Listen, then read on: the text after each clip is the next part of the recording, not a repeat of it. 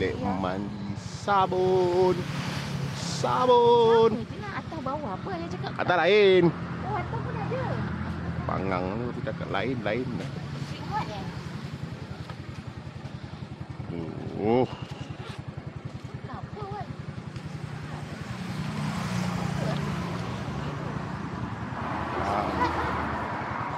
Oh yang pelik-pelik Syihat tak nak aku. Syihat ada lah. Ada tu ada. Flora Syihat dengan Lily. Apa tak ada. Sama aku cakap Maira.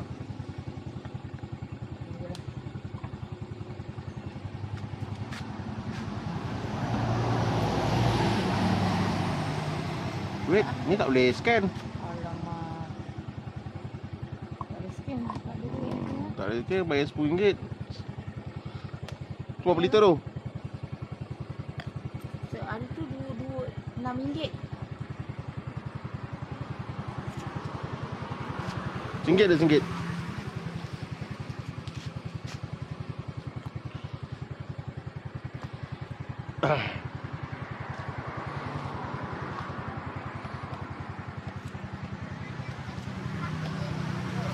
Banyak duit. Oh. Kau dah beli gom pisang semalam RM2? Gom pisang aku semalam pun berkira. Cepat ah. Mana masuk duit dia? Baki tidak dikembalikan. Sila sediakan wang secukupnya. Oh, kena selak.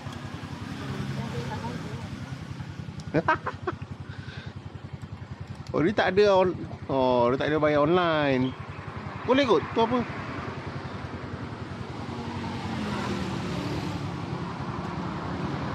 Dah letak. Letak je lah. Dalam tu kosong kan? Ya. Banyak melempar lah. RM6. Hari tu. Ya. RM6.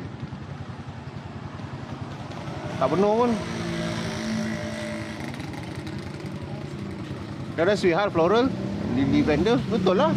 Dengan cuci pinggan. Atas. Sweetheart lah pula. Tak nak Sweetheart. Nanti kata katal pada aku.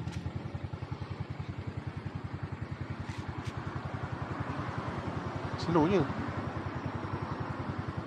Kalau kita campur-campur terbaik. Campur lah. Tahu dah aku beli kat sini. Ambil Syihat. Lah comel je dia punya tester. Yang ni boleh bawa balik ke apa? Boleh lah. Balik sikit tu nak buang. Mana abang perempuan?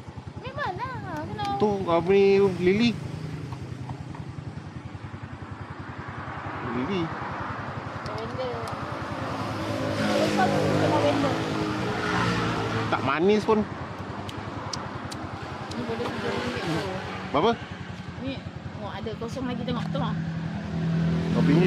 Boleh berapa? Habis. Bukan penuh lah itu. Tak, memang sampai sini. Sebab kan kita pakai botol dia. Botol tu dia kata kalau penuh botol tu RM6. Nah, tak apa. Macam tu pula. Kalau tak balik hilang lah. Wangi tadi ni. Memanglah semua wangi. Kalau busuk bukan sabun. Tengok.